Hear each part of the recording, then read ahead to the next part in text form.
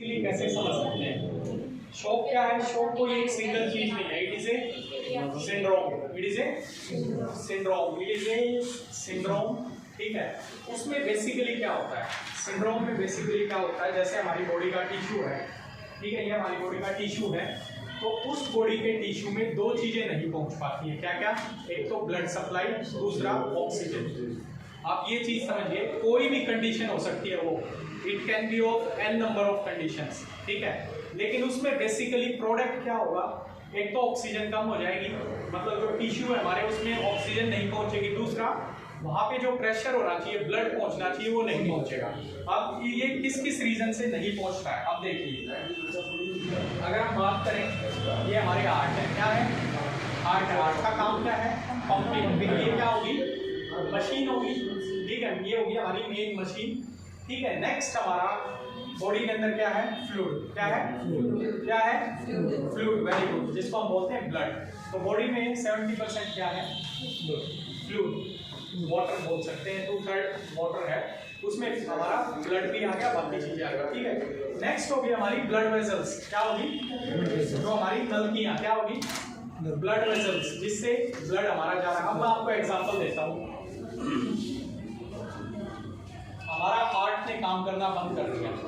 Heart का काम क्या है? पंपिंग का काम है, ठीक है। हार्ट में प्रॉब्लम आ गई। हार्ट में प्रॉब्लम कई तरह से आ सकती है, या तो वॉल्स में प्रॉब्लम आ जाए, हार्ट अटैक आ जाए, कार्डियक अरेस्ट हो जाए, ठीक है, या फिर मायोकार्डाइटिस हो जाए, या फिर पेरिकार्डाइटिस हो जाए, कोई भी कंडीशन हो सकती है हार्ट में। तो मशीन में प्रॉब्लम आ गई। मशीन का काम क्या था? पंप करना। तो मशीन ने क्या किया? अब हमारे पास पानी पूरा है, ब्लड पूरा है, ब्लड वेसल ठीक है जिसके थ्रू जाना है, हमारे टिश्यू ठीक है, प्रॉब्लम कहाँ है? तो ये क्या कंडीशन होगी? इसको हम बोलेंगे शॉक। अब नेक्स्ट देखो, ये कौन सा शॉक हो गया? कार्डियोजेनिक, क्योंकि प्रॉब्लम कहाँ पे हुई है? हार्ट में। नेक्स्ट कंडीशन, हार्ट पंपिंग ठीक कर रहा है, हार्ट पंपिंग ठीक कर रहा है, बढ़िया काम कर रहा है, ठीक है। ब्लड, हमारा जो ब्लड है, क्या है? ब्लड है, ब्लड किसी ने निकाल दिया।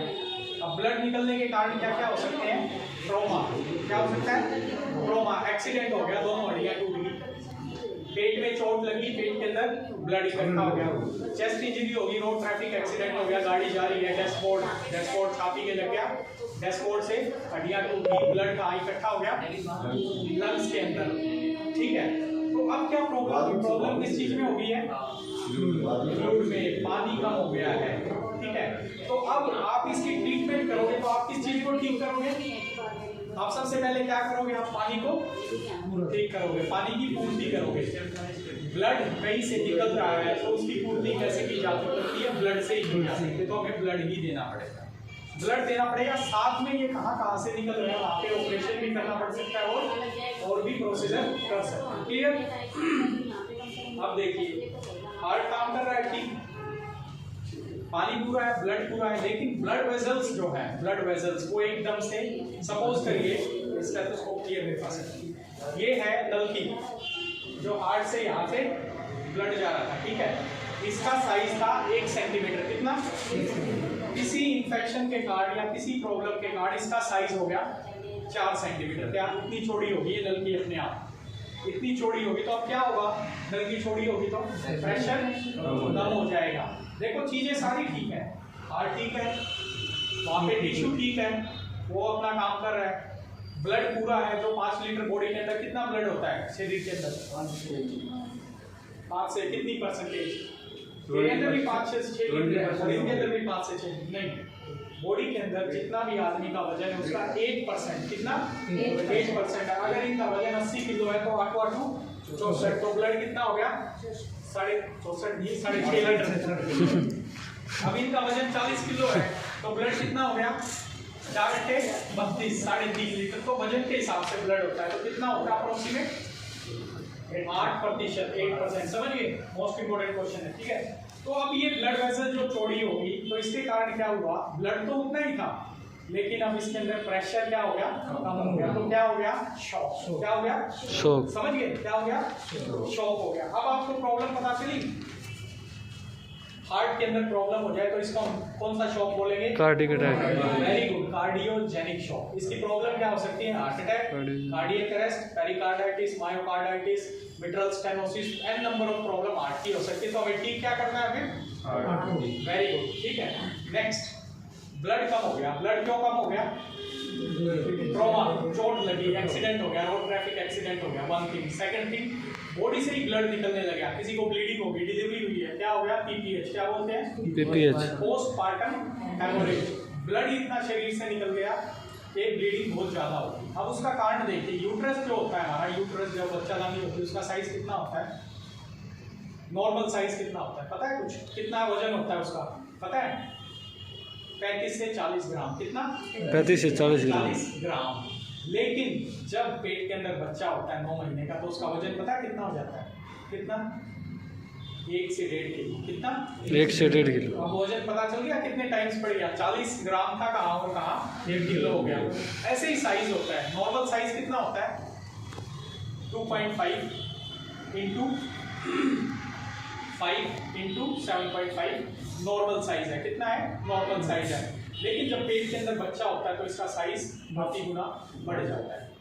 ठीक है। अब ये देखो आप, जब ब्लीडिंग होती है तो ब्लीडिंग पूरे यूट्रस के अंदर से हो रही है, तो ब्लीडिंग इतनी ज्यादा होती है कि पेशेंट तुरंत कोलैप्स हो जाता है। ठीक है। तो ये कारण क्या हो गया? क्योंकि यहाँ पे क्या हो रही प्रॉब्लम? ब्लड कम हो गया।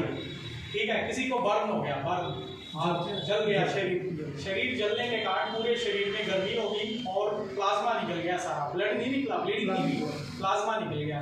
क्योंकि ब्लड के अंदर क्या है? 90% प्लाज्मा है। वेरी गुड, 91% प्लाज्मा है, तो वो अपने आप निकल गया।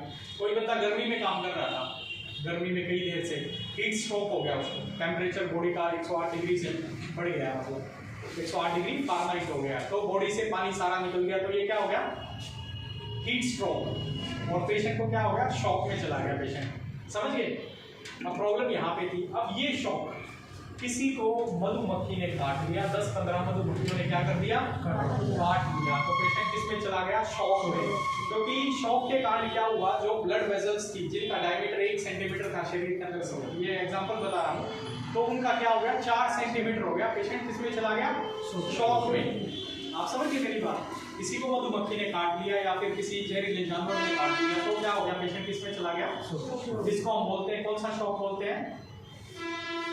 कौन सा? Septic shock. क्या बोलते हैं? सेप्टिक शॉक में चला गया। या फिर इसको और कौन सा शॉक बोलते हैं? Vasodilator shock. क्या बोलते हैं? वेसोडाइलेटर। ब्लड वेसल्स डायलेट हो गए। तो अब आपको पता चलेगा कि ट्रीटमेंट सबका अलग अलग है। अगर मशीन में प्रॉब्लम है तो ट्रीटमेंट क्या करेंगे? मशीन को ठीक करेंगे। अगर पानी के अंदर जो फ्लूइड है उसके अंदर प्रॉब्लम है तो फ्लूइड को हम कंपनसेट करेंगे। प्रॉब्लम ब्लड वेसल के अंदर है तो ट्रीटमेंट अलग है। समझिए मेरी बात। अब ये पानी वाला जो एग्जांपल था, most common loose motion vomiting, क्या होता है? किसी को 10 लगे, 30 से 40 बार 10 चला गया, एक बार जब आदमी 10 जाता है तो कितना पानी कम होता है शरीर का? Approximate 200 ml। कितना? 200 ml। कोई आदमी 20 बार 10 चला गया तो कितना पानी कम हो गया शरीर का? 200 इंटू 20 कितना हो गया? 4 लीटर। 4 लीटर पानी शरीर का कम हो गया। तो इसलिए हम तुरंत क्या करते हैं? उसको क्या चढ़ाते हैं? आरएल देते हैं या फिर नॉर्मल सलाइन देते हैं। डेक्सट्रोज कभी नहीं देते। इमरजेंसी में पता होना चाहिए स्टाफ को कि भाई हमें क्या फ्लूइड देना है। क्या देना है? आरएल या नॉर्मल सलाइन। अब कोई पेशेंट है पीपीएच का जिसको ब्लीडिंग होगी तो क्या हम उसको फ्लूइड देंगे? फ्लूइड हम देंगे कब तक? जब तक हमारा ब्लड नहीं आ जाता, सिर्फ तब तक। समझिए मेरी बात। एमेक्सिल भी दे सकते हैं, जिनको हम बोलते हैं कोलोइड्स, वो भी दे सकते हैं। तो सबकी ट्रीटमेंट अलग अलग होगी, पता चल गया? ठीक है। अब यहाँ पे सारी चीजें ठीक हैं, ब्लड वेसल्स डायलेट हो गई है, तो हम यहाँ पे क्या करेंगे? ब्लड वेसल्स को कंस्ट्रिक्ट करेंगे। क्या करेंगे? कंस्ट्रिक्ट करेंगे। तो हम क्या देंगे? वेसो कंस्ट्रिक्टर। मोस्ट इंपोर्टेंट हम क्या देंगे? नोरेड देंगे। क्या देंगे? नोरेड। नोरेड सॉल्यूशन देंगे, डोपामिन नहीं देंगे यहाँ। नोरेड क्या करेगा? वेसल्स कंस्ट्रिक्ट कर देगा बस। और बाकी सारी चीजें ठीक थी। या फिर उसको तुरंत सेप्टिक कुछ स्टिंग बाइट हुआ है तो हम तुरंत क्या देंगे? हाइड्रोकोर्टिसोन देंगे 200 mg या 300 mg। ठीक है। तो ये बेसिक प्रॉब्लम्स होती हैं। अब इसको हम बोलेंगे कार्डियोजेनिक शॉक, इसको हम बोलेंगे हेमोरेजिक शॉक, क्योंकि हेमोरेज हो गई है, ब्लीडिंग हुई है, ट्रॉमा हुआ है, पीटीएच हुआ है, ठीक है, किसी को चेस्ट इंजरी हो गया, ठीक है, या फिर हम इसको क्या बोलेंगे, हाइपोवोल्यूमिक शॉक। हाइपोवोल्यूमिक क्योंकि वॉल्यूम कम हुई है, लूज मोशन वोमिटिंग से, बर्न से हुई है, या फिर हीट स्ट्रोक से हुई है, तो ये क्या हो गया हमारी हाइपोवोल्यूमिक शॉक। क्या हो गया? हाइपोवोल्यूमिक शॉक। अब यहाँ पे हमारी वेसल्स क्या हुई है, डायलेट हो, इसको हम बोलेंगे डिस्ट्रीब्यूटिव शॉक। क्या बोलेंगे? डिस्ट्रीब्यूटिव शॉक या वेसो डायलेटेड शॉक या फिर सेप्टिक शॉक। पता चल गया? सबकी ट्रीटमेंट अलग अलग है, तो इसीलिए हमें कोज ढूंढना होता है, कारण ढूंढना होता है पेशेंट शॉक में क्यों गया। क्लियर? Any doubt? शॉक पता चल गया। अब मैं आपको डेफिनेशन बताता हूँ शॉक की, पहले बता देता, आपको समझ में नहीं आया, ठीक है। तो shock is defined as it's a clinical syndrome. It's a, बोलो मेरे साथ, clinical syndrome. Clinical syndrome, it's a clinical syndrome, constellation of signs and symptoms, Constellation of signs and symptoms which is attributable to